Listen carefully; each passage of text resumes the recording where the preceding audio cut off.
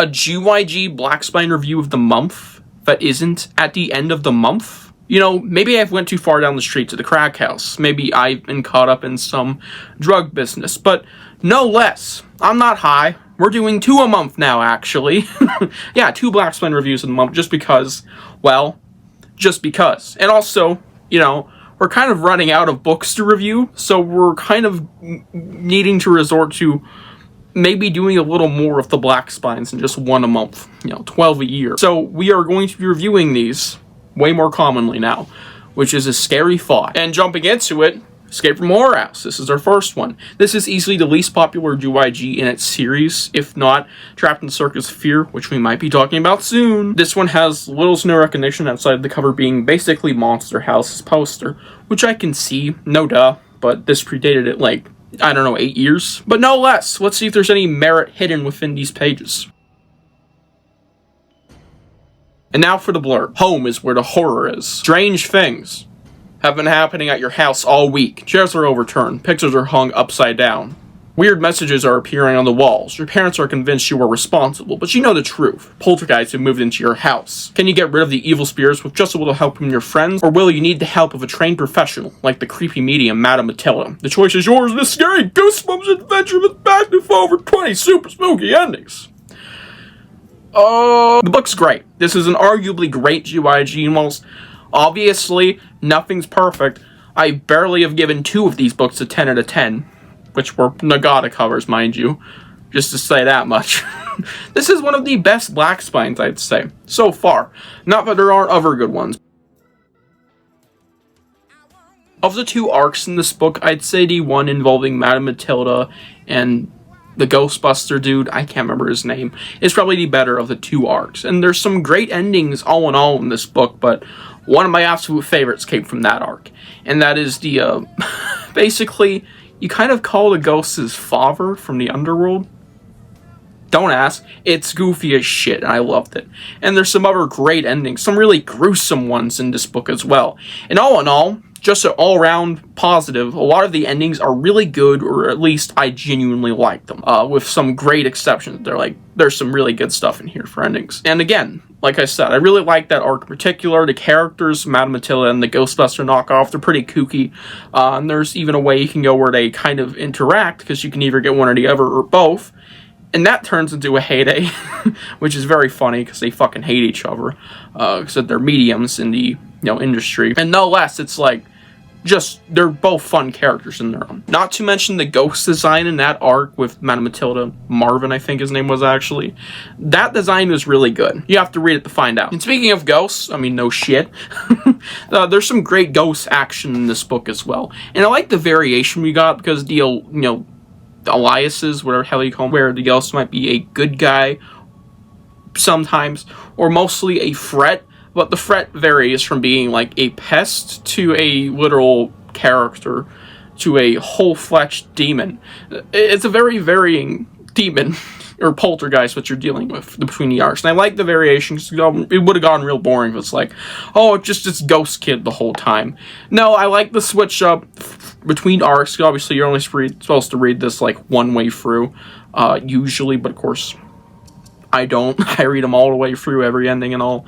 It's just like, I like the variation a lot. I think it's really cool. It keeps it fresh in case people do that.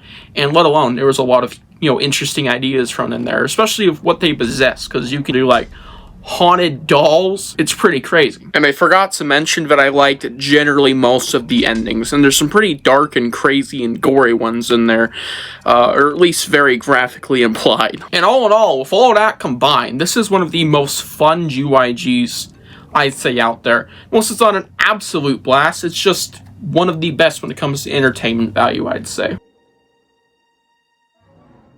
The ghostwriter managed to make one of the most mean-spirited things I've ever seen. For one of these, of the 2 bits I don't like, the Be Nice segment as I have dubbed it, and then when we're talking about the school bit, I almost slipped you off, we have the school bit where you're trying to get your bully fucking killed. I'm not even kidding. You're trying to get him possessed by the poltergeist that's haunting your house. And that's just so mean-spirited and wrong. And I'm fine with darker things and Goosebumps and kids' horror in general, but not when it's trying to A, push out of its genre to YA or straight up adult horror. That feels way too much of a jump, and I feel people kind of mix the line way too much between YA and kids horror. It shouldn't be blurred, there should be a direct line. And 2, this is the one where this is crossing, it's just straight up wrong in every way. It just doesn't make sense, too. Why would we go about this? What were we thinking writing this? And it's not even fun to read. It's one of the weakest segments in this whole book. It's not very long. It's like 20 pages, but it's like, come on, man. You could have cut this down, put something way better here than whatever the hell this weird, mean-spirited, unfun slop was. Oh, and the Be Nice segment, like I mentioned. It's also pretty mean-spirited, but not in the same fucked up way. It's just, you hate your sister, but you have to be nice to her. Which is basically just insult, the ghost wasn't fucking with me anymore. I'm redoing this because I don't think I summed it up very well, and I took too long, so Alejandro here. What I'm trying to get at in this part of the book, where you have to be nice to your sister, is that whilst there's some cool ideas in there, like a demon, and there's a whole wall of faces who were previous victims who gave it too much negative energy because it feeds off that. When you're being nice to your sister, we got some particular comments that paint you as basically the fucking Antichrist to your sister.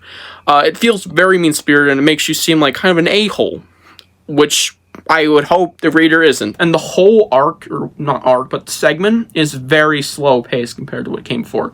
The pacing just takes an automatic dive straight down, and it's super slow to read.